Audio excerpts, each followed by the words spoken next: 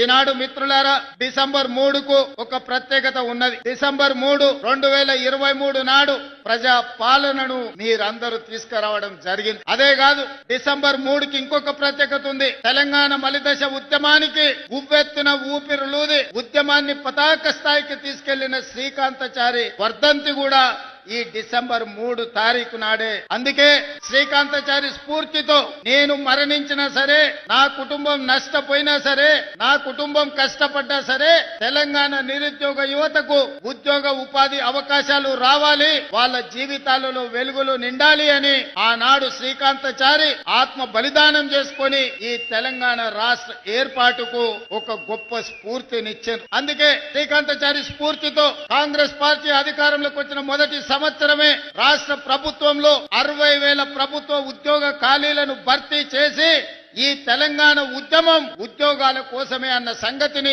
ఆనాడు నిరూపించి మొదటి సంవత్సరంలోనే 60,000 ఉద్యోగాలు ఇవ్వడం జరిగింది. ఇప్పుడు ఇంకొక 40,000 ఉద్యోగాల కోసం ప్రణాళికలు రచిస్తున్నాం. తొందరలోనే ఇంకా 40,000 ఉద్యోగాలు ఇచ్చి 2.5 సంవత్సరాలు పూర్తి చేసుకునే లోపల 1,00,000 ఉద్యోగ ప్రభుత్వ ఖాళీలను భర్తీ చేయడం ద్వారా ఇది ప్రజా ప్రభుత్వం ప్రజల కోసమే పనిచేస్తుంది, ప్రజల ఆకాంక్షలను నెరవేరుస్తుందని ఈనాడు మనం నిర్ణయాలు తీసుకొని ముందుకు వెళ్తున్నాం.